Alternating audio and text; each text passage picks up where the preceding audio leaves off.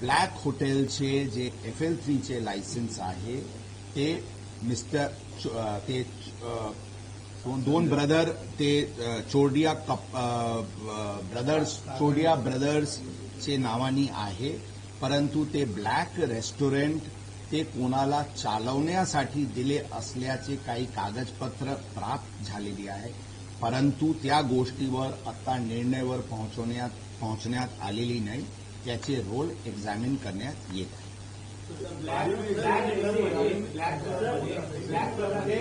हिंदी चलेगा?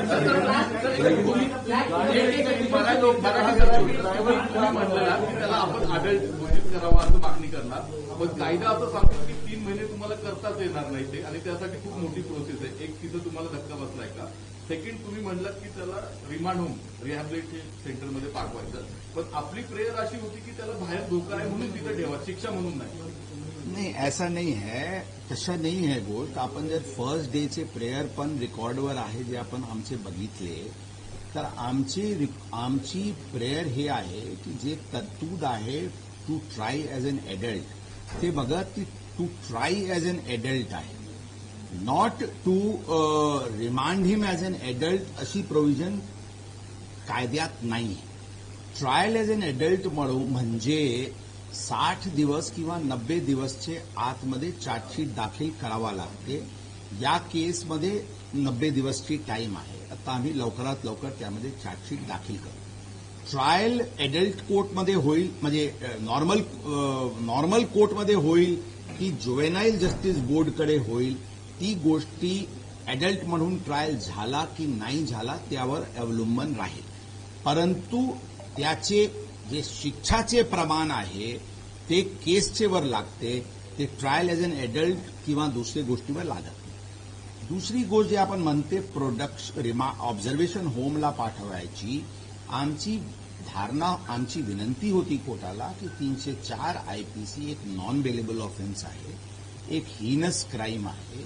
ते पूर्ण जे कंडक्ट आरोपीचे होतात त्याच्या अनुषंगाने त्यांना बाहेर राहणे उचित नाही, त्यांना ऑब्झर्वेशन होमला ठेवावी, त्यांचे लिबर्टी रिस्ट्रेन करणे गरजेचे आहे. ही आमची मागणी होती. रिव्हिजनचे वेळी बरेचशी डिस्कशन्स, आर्ग्युमेंट्स दोन्ही बाजूनी झाली, त्यामध्ये काही गोष्टी समोर आले असतील, परंतु याचे ऑर्डरची विस्तृत आता लेखी ऑर्डर प्राप्त झालेली नाही. ऑर्डर आल्यानंतर त्याबद्दल योग्य कारवाई करण्यात येईल.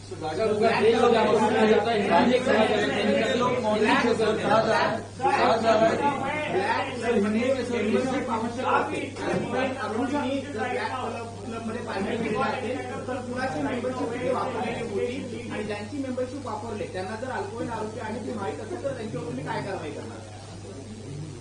ऑलरेडी त्या गोष्टीवर ज्यांचे कार्ड वापरलेली आहे त्यांना ऑलरेडी अटक करण्यात आलेली आहे.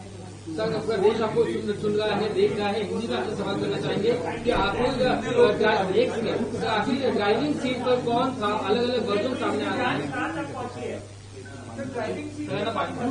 सर, ड्राइविंग सीट पे कौन था? अलग अलग वर्जन सामने आ गए हैं. क्या ड्राइवर बदलने की कोशिश की गई थी?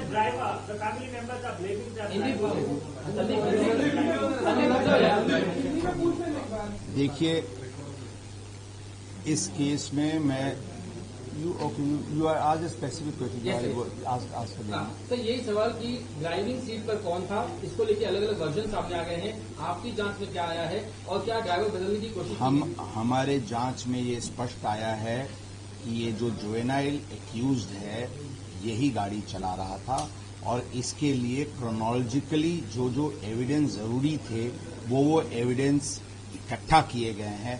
उदाहरण के तौर पे जब वो घर से निकला था, उसके घर के सिक्योरिटी गार्ड के पास की जो रजिस्टर है उसमें पहली एंट्री है कि ये लड़का, ये आरोपी ये गाड़ी लेके निकला है.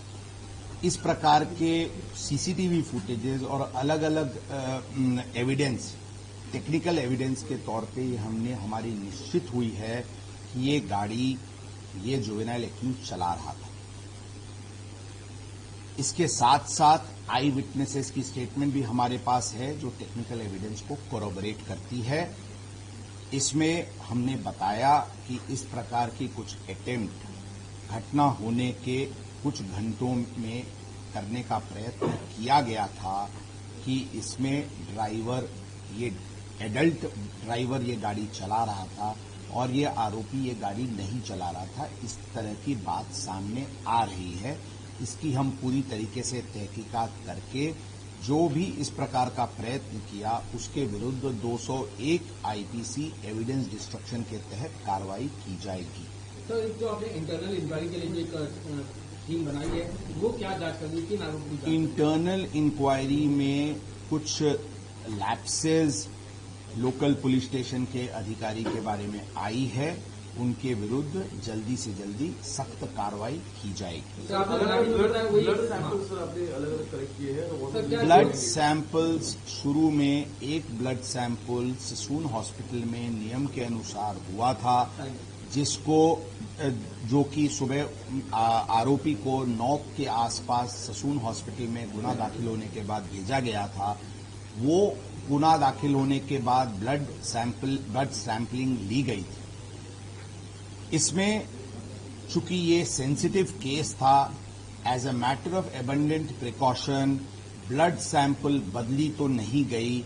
इसको एश्योर करने के लिए, इसको श्योरिटी के साथ वो करने के लिए शाम को इस आरोपी का एक और ब्लड सैंपल लिया गया था और दोनों सैंपल्स फोरेंसिक डिपार्टमेंट को भेजे गए हैं ताकि वो फर्स्ट सैंपल और सेकेंड सैंपल एक ही डीएनए का, एक ही व्यक्ति का है, इसको निश्चित करने के लिए ये कार्रवाई की गई। सर, क्या ये ब्लड सैंपल रिपोर्ट से या डीएनए की रिपोर्ट से ड्रग्स कंज्यूम किया था किन्हीं पार्टी में, ये भी सामने आ सकता है क्या?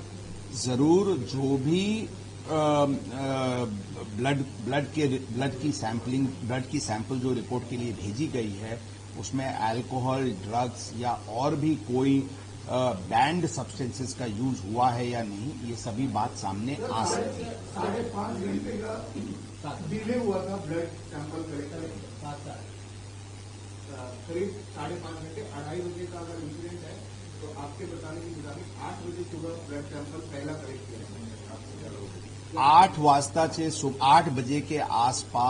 8 बजे के आसपास इस प्रकरण में फर्स्ट जो 304 का एफआईआर था वो रजिस्टर किया गया था। उसके बाद उसको सैंपल के लिए, उसको ब्लड मेडिकल एग्जामिनेशन के लिए भेजा गया था और जो एग्जैक्टली जो सैंपल कलेक्ट की गई है वो 11 के आसपास कलेक्ट की गई है। उसमें जरूर ये एक लैप्स ऑफ टाइम है, लेकिन मैं ये बताना चाहूंगा कि इसमें ब्लड के रिपोर्ट के ऊपर हमारा ये 304 आईपीसी का केस टिका हुआ नहीं है। इंस्पाइट और despite the blood test report हमारी केस 304 आईपीसी की है, जिसमें हम नॉलेज की बात कर रहे हैं कि आरोपी की जो कंडक्ट थी और जो सीक्वेंस ऑफ इवेंट्स था उससे आरोपी ये फुल नॉलेज में था कि उससे किसी की जान जा सकती है, इसलिए ये 304 आईपीसी की case. If you like this video, then like, share and subscribe to ET Now.